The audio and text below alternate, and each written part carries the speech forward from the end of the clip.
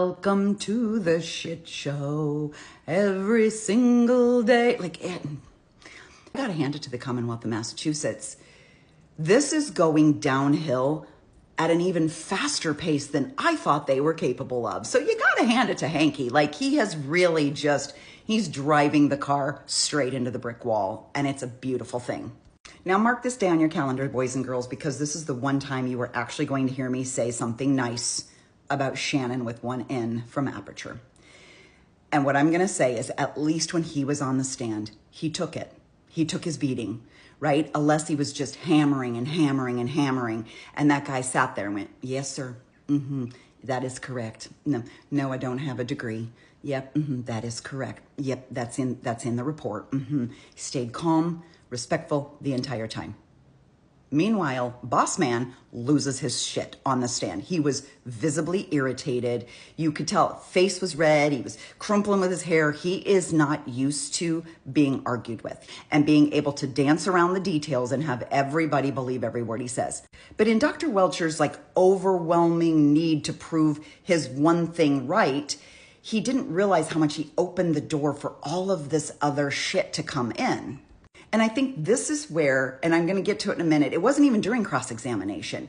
It was at the very end of his original testimony with Hank Brennan. They're talking about this case he did in Los Angeles.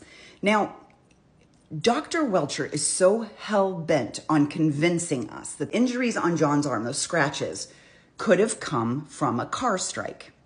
Okay. But the point you're missing is that you can't have a car strike and not have anything else but arm scratches. Even if we conceded, even if we said, okay, the arm scratches came from a pedestrian car collision, where's the rest of the damage? The testimony is supposed to be, what the hell happened to how do you explain nothing on the rest of the body? And he's like, but that arm. Shut up about the fucking arm. Even if I gave you that, even if I said the arm broke the taillight and the scratches were from the taillight, you still can't explain why there were no other injuries on his body. So they're just ignoring that part. But to make it worse for himself, he shows these slides from an investigation he did in an accident in LA. And I'm going to see if I can play the video here for you. This was determined by experts on both sides of this case to be between a 25 to 35 mile an hour impact. And then what you see is a close-up on the bottom slide of where there was DNA transfers, hair and tissue samples on the vehicle from the individual that was hit by the vehicle. Next slide, please. And what does this represent? So this is the decedent in the case, the person that was hit. He was killed at the scene. On the left-hand image is he had a massive laceration to his right forearm, but it didn't break his arm. So again, the whole point of this portion of the testimony is for him to prove that a person can get hit by a car. They can have severe injuries to an arm, and the arm doesn't have to be broken. That was that entire thing was, look, here's a guy who got hit by a car. Look how cut up his arm is, but it's not broken. Great. But guess what else you just allowed the jury to see? He shows the crumpled car, here's the damage to the car. So for starters, you're allowing the jury to see, oh, so if a car comes in contact with the person, there should be some pretty substantial damage on the car, right?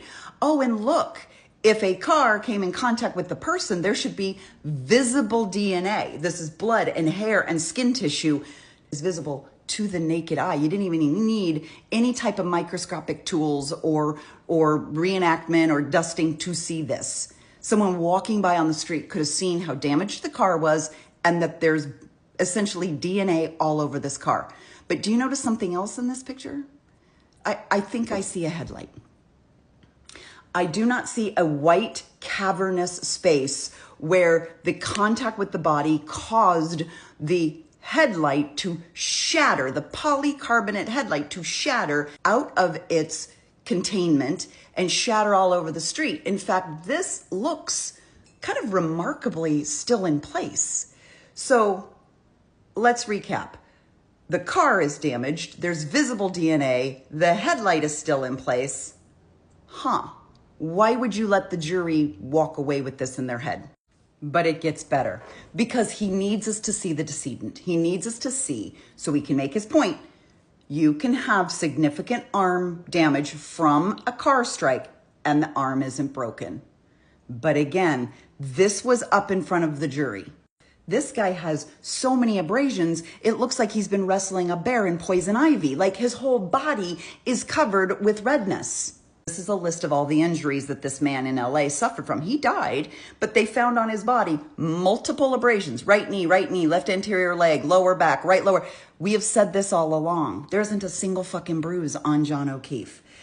So what this Dingleberry has done is he's gone out of his way to try and prove, look, you can injure your arm and not break a bone, but you can also show the jury the 97 other things that should have happened in a pedestrian car collision, and none of these are present with John O'Keefe. God, where do they find these fucking experts? There's something else I have to show you. It was at the very end when they were doing the voir dire. Now, there was all these questions, a lot of questions. How many times did you change your presentation? How many slides did you remove? How many slides did you put in? In real time, he's in there like, I'm changing it right now. I'm changing it right now. Like he is literally in there changing his presentation as he's testifying because he wants the most updated stuff. Okay, there was a slide he took out. And Alessi asks him about this at the end of the day voir dire, which means this is going to come up today in much greater context, and I can't wait. This is from a January 30th PowerPoint. So this was one of the original ones that he submitted. He claims that this is a drone video. He gives credit to a file from Trooper Paul. Like basically he thought he got it from Trooper Paul, which Hank Brennan couldn't run up there fast enough and be like, this wasn't Trooper Paul, this wasn't Trooper Paul, because he doesn't want Trooper Paul's information to be allowed to come into the testimony, because Trooper Paul fucked up this case bad and he doesn't want that information in.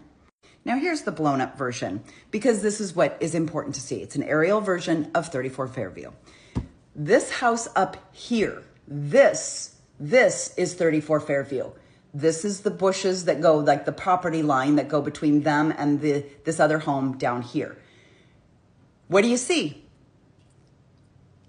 Is it that the road curves? So if Karen started right here, remember how they said, oh, she went down past the bushes close to the neighbor's yard and then she gunned it backwards straight into John. If you'd have gone backwards straight into John, like literally gone straight, you would have ended up up here in the middle of the fucking yard. And by the way, this demo was done in one of Turtle Boy's videos. He's like, the road curves, because not only couldn't you go 24 miles per hour backwards, but you couldn't do it on this curve and not go up into the yard. They don't want this aerial shot to be seen. We're having all kinds of fun now, aren't we? This is getting good.